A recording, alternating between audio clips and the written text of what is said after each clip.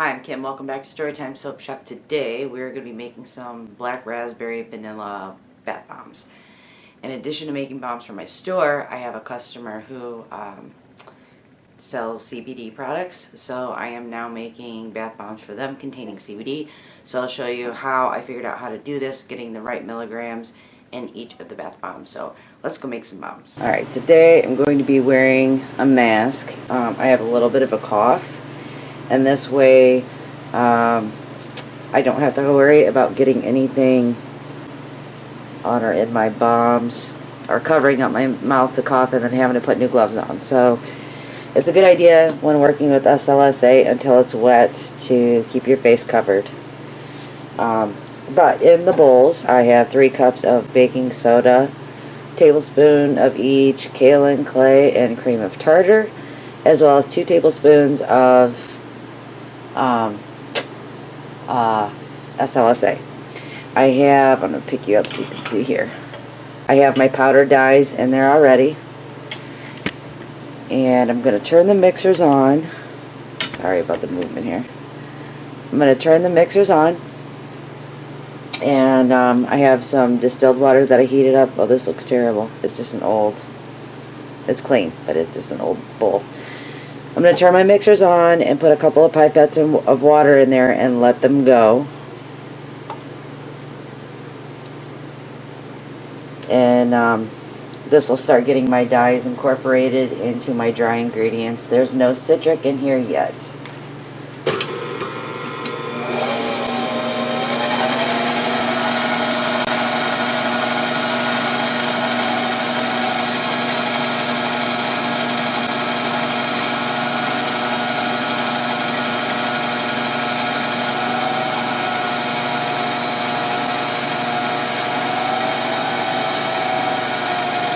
A little bit more water.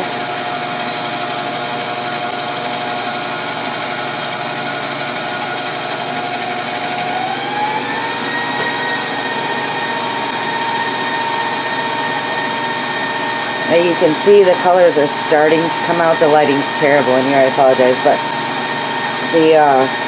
the colors are starting to come out a little bit.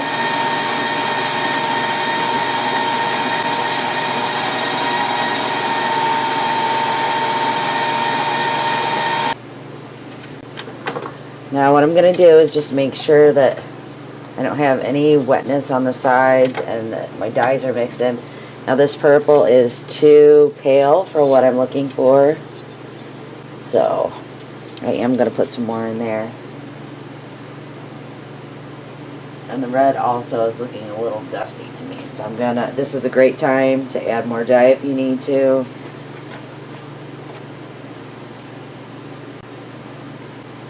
Thing to know about these concentrated powdered dyes is that if you overdo it, you can also get muted colors. So it's really important to kind of play around and make sure you get familiar and comfortable with them so that you're not overdoing or underdoing it.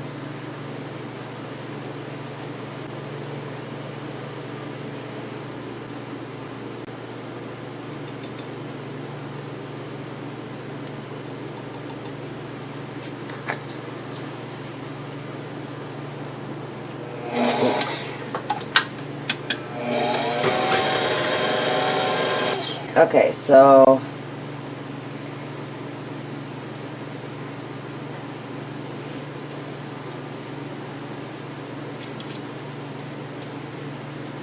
I'm going to make sure you're getting all the stuff off of your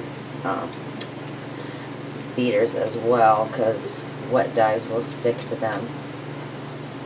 And everything off the bottom. You don't want any white powder coming up. I see a few chunks right there, so it's really important to manage that. But in these 2 containers I have my oils. I have 1/8 of a cup of hemp seed oil, my fragrance oil, and a little bit of poly.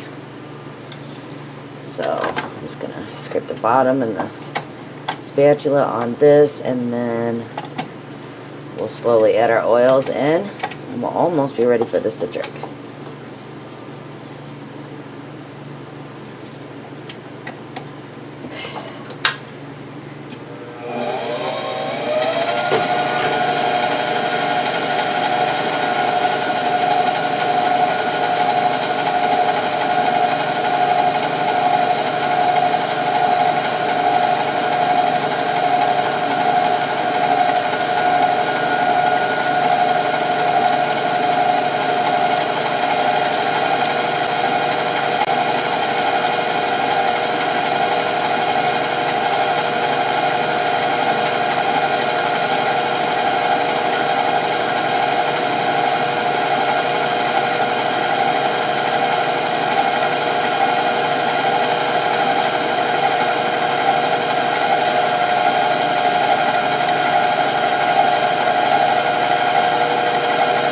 Now I'm going to put my citric in.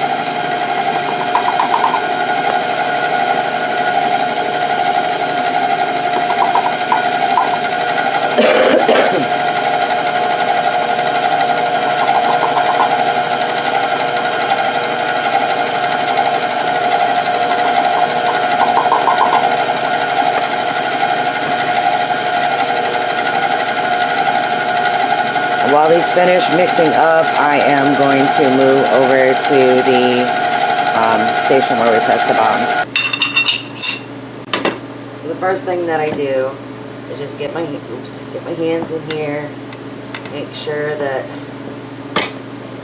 everything's incorporated, even though it was mixing on the mixer for a while. It's just because I've found white chunks on the bottom in the past and I don't want that to happen. See a little bit of that going on here. KitchenAids are awesome, but for our purposes, sometimes they do fail us as far as getting all those dry ingredients off the bottom. Okay.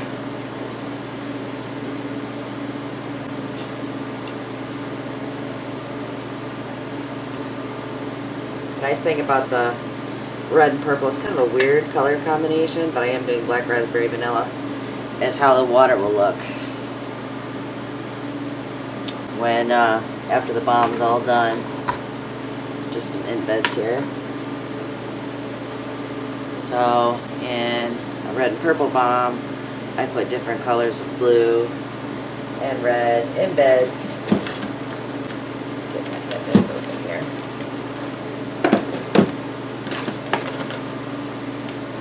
Just to help, show the water a little bit, or something like a yellow look pretty as it's coming out, but won't necessarily really color the water too much.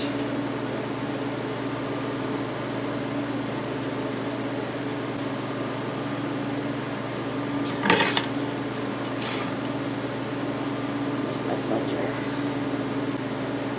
It's really early in the morning and I'm kind of disorganized, but that's okay.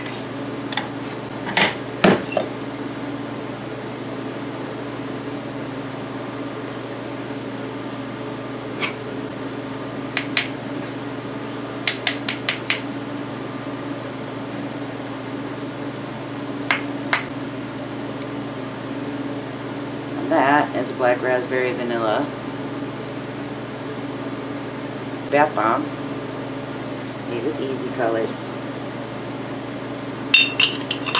I know a lot of people have trouble sometimes with these powder dyes.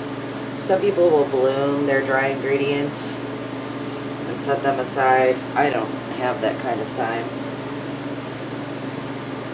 nor space. My workshop here that I rent is about 300 square feet, so I don't have space to store tubs and tubs and tubs of bloomed baking soda, and blooming is not necessary, or pre-blooming.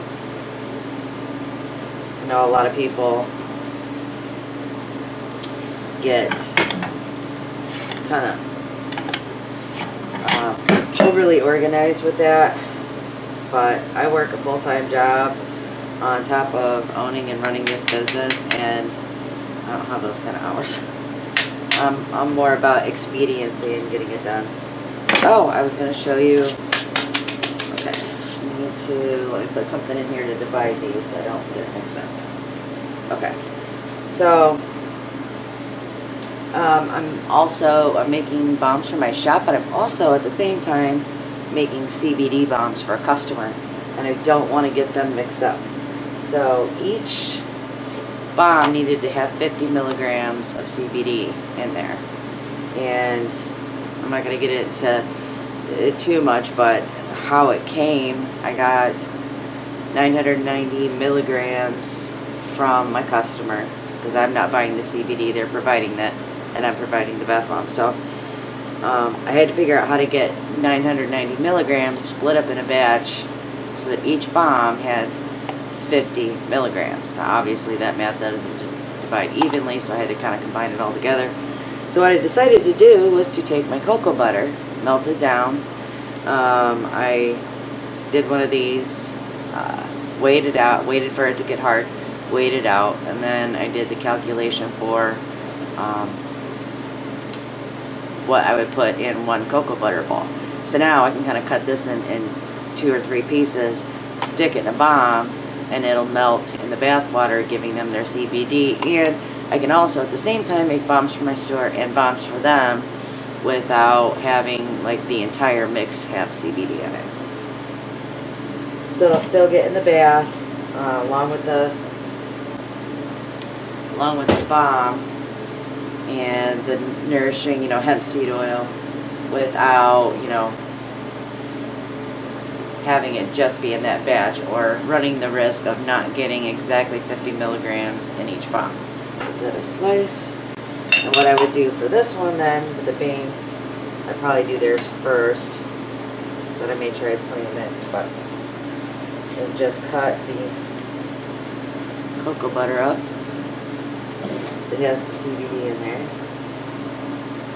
And drop it into the bomb toward the outside so it has plenty of time to melt in their bath.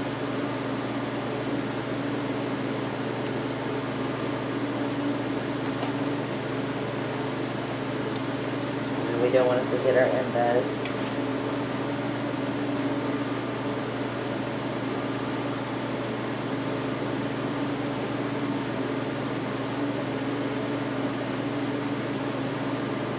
Also, doing it this way with the cocoa butter, if you've made bath bombs, occasionally for whatever reason you will get a failed batch.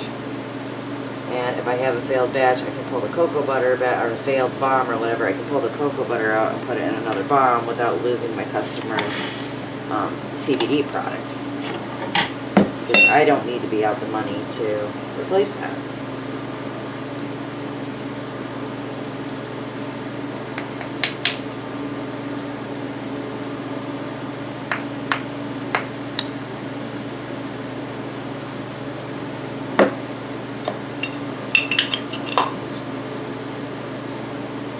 If you have any video requests, because like I said, I make stuff all the time, but I don't want to only do soap videos or bath bomb videos, but if you have any requests, if there's anything you'd like to see made or know how to make, I mean, I don't know if I'm a decent teacher or not, but I figured out a lot of stuff over the years and done a ton of research. So that's like the jelly soaps I made. I got accused this week of, I'm stuttering, but go back. I have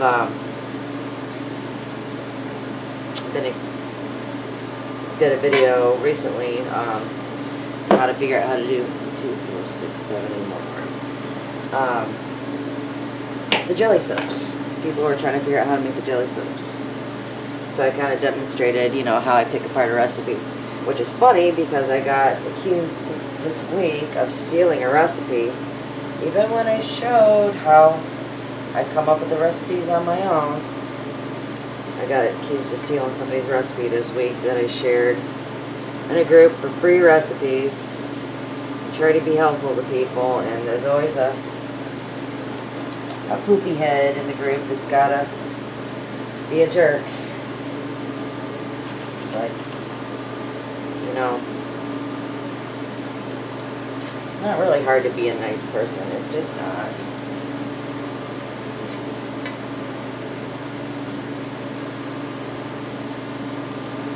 I've gone through, I have purchased some recipes. I've gotten, purchased a 2-oil hair recipe for bubble bars. Because that I could not figure out. My consistency was never right, so I gave up and purchased their recipe. Which some people have said doesn't work for them. It doesn't turn out right, but it's worked out for me, so that was worth the purchase. And that recipe I wouldn't give out because I paid for it. But something I come up with on my own, I don't think I need to be worried about being called a thief.